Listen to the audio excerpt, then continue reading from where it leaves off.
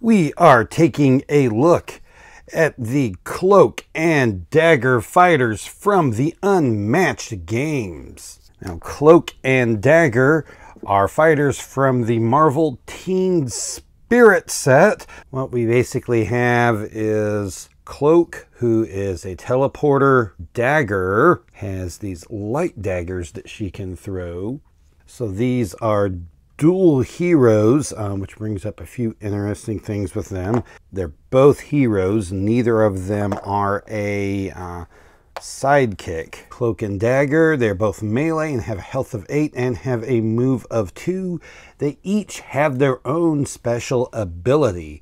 Umbra, after you attack, if Cloak dealt at least 2 damage, your opponent discards 1 card. And Refraction, after you attack, if Dagger dealt at least 2 combat damage, gain 1 action. Since this is in their ability here, these cannot be canceled by anything the opponent does.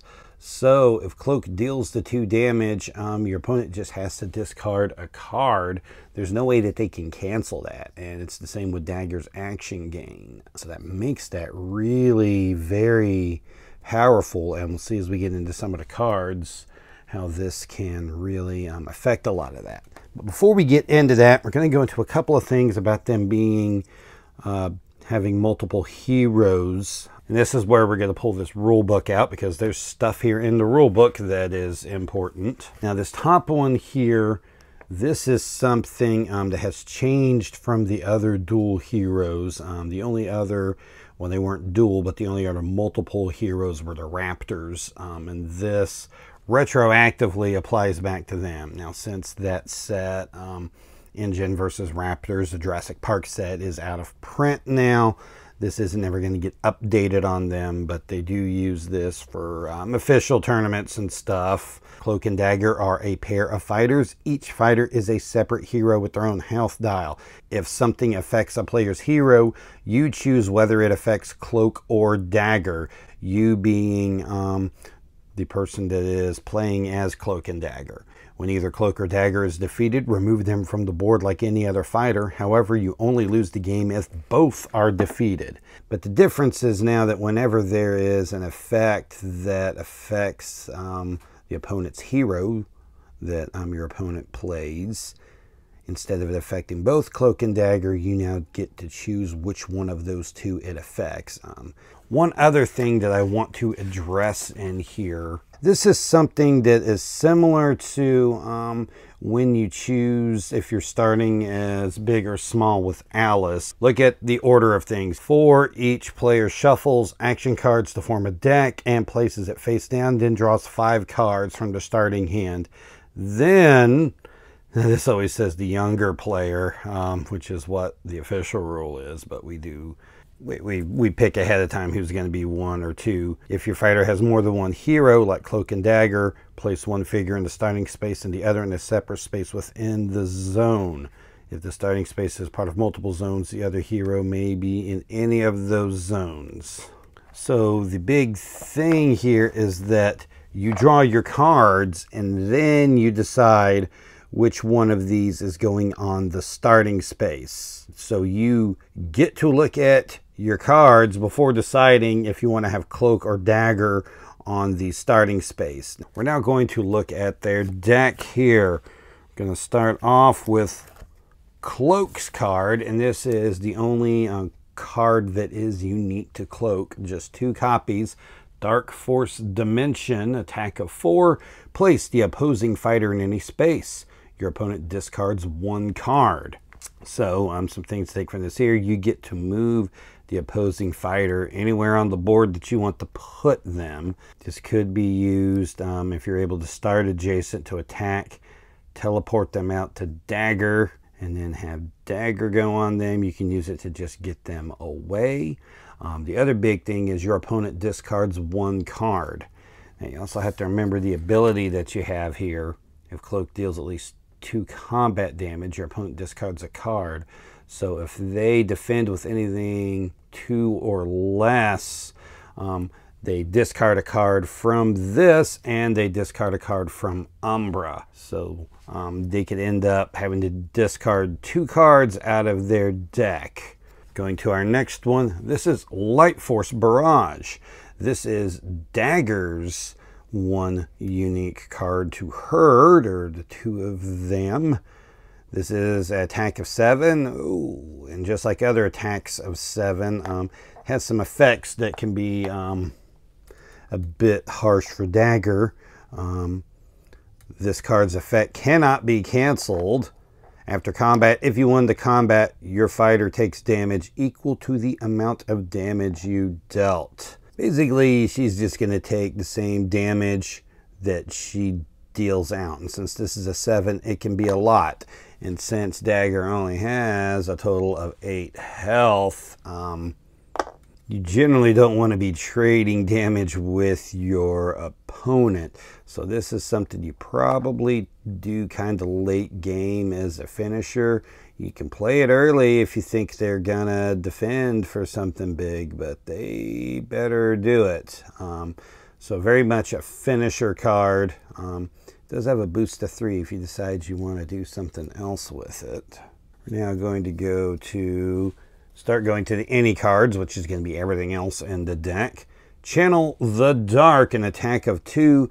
If Cloak played this card, place the opposing fighter adjacent to Dagger and gain 1 action. You could kind of do something like this with Dark Force Dimension. It's got a bigger attack on it and has the discard built into it. But this one is going to be place them adjacent to Dagger and gain an action. So this is going to be maneuver Cloak up to them, attack them with Cloak, teleport them next to Dagger, gain an action, and then start using Dagger to action gain on them and just do a bunch of damage to them. Now this isn't any, but looking at this effect here, there is really no reason to ever have Dagger play this. It's just really bad. I mean, maybe if Cloak is dead and you have it and you're just wanting to like bait out an attack or something, I don't know, you could use it on like a sidekick, which is something else to point out about this ability of theirs I didn't point out earlier. If you deal 2 or more damage to someone that only has 1 health, either by being a 1 health sidekick or only having 1 health left, you are still dealing 2 damage to them by the rules. So you would pull off their abilities if you defeat a single health sidekick with this. So they can run around and hit these little 1 health sidekicks that people don't want to defend, particularly with Umbra, and force them to have to discard, which means a lot of times they end up having to defend those sidekicks there. But once again, this card, Channel the Dark, pretty much you only want to have Cloak using that card. Living Shadow, this is a defense of 2. During combat, if Dagger played this card, she swaps spaces with Cloak. Cloak is now the defender, and the value of this card is 4 instead. You would only ever want to use this to defend with Cloak if you got nothing else in hand and you really, really need to block 2 damage. Because if Cloak just plays this, it's, well, it's not good. Because it's just pretty much a blank 2 with Cloak playing it, and that's a pretty bad defense. So this is effectively a Dagger card, just like Channel the Dark is effectively a Cloak card. Commanding Impact, attack of 5, draw 1 card. This is a really powerful card for Cloak and Dagger, and it's really powerful because of Umbra and Refraction. This is a 5. Your most common defenses tend to be 3s. There's some 4s out there, an occasional 5 and above, but usually 3s and some 4s. So there's a good chance when you throw 5s at someone that they're only going to be defending for 3 or maybe 2. There's some fighters like Robin Hood that absolutely don't have anything better than a 3. So a lot of fighters, this is going to be dealing 2 damage, which kicks in these effects here. You can think of Umbra throwing this out there, getting 2 damage. you draw a card and they discard a card, that is just hand advantage swinging around the other direction. Or just using this to get the action gains for daggers so that you can run your opponent out of cards and just smack them. Into the Void, 3 copies. This is a 2. During combat, you may boost this attack. Well, you can drop this out there, see what their defense is, and then see if you want to drop something to try to get the 2 damage over it. The Living Light, 2 copies of a versatile 3. If Cloak played this card to defend, Dagger recovers 2 health. If Dagger played this card to attack, Cloak recovers 2 health. This is going to be kind of like Jekyll and Hyde's duality of man that will be more beneficial with Jekyll defending and Hyde attacking. Perfect Balance, 2 copies.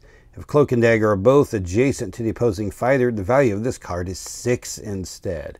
This is another really great one here, particularly when used as an attack, because once again, this, if that's a 6 that they're attacking with, your chances of pulling this off are pretty good. And even if they throw a feint into it, you're still going to deal the 2 over with a feint. So you'll be able to pull that ability off. Traverse the Dark Force, a versatile of 2. Move each of your fighters up to 2 spaces. This could be good for positioning. It's not a particularly great defense or a particularly great attack. It just lets you move things around. It's also only a 1 boost, so it's not real good as boost fodder either. Into the Darkness, versatile of 3. Choose, after combat, choose one of the fighters in the combat and move them up to 3 spaces. So you just get to move somebody. Just get your fighter out of the way of them, or to move them closer to your fighter. So something to mention here for both Channel the Dark and Dark Force Dimension, which I forgot to mention earlier. Both of these that place the opposing fighter, these are after combat effects on an attack card, which means that their defensive effects will go first. So if they have defensive movement, this will essentially negate that, because they are going to do their movement or do their placing, and then this will kick in and move them right after it. So they basically can't avoid this outside of playing a feint or like something like Terrifying Roar that would stop them from being able to be moved. And that's kind of similar to what this has here. If this is used as an attack, you are moving them after they move. Chosen Fate. All right, this is their only scheme, and this is a very interesting card. And at first it seems kind of crazy, but once you think about what's going on, you can see what's happening. Deal up to 4 damage to one of your fighters. The other fighter recovers that amount of health. Draw 2 cards.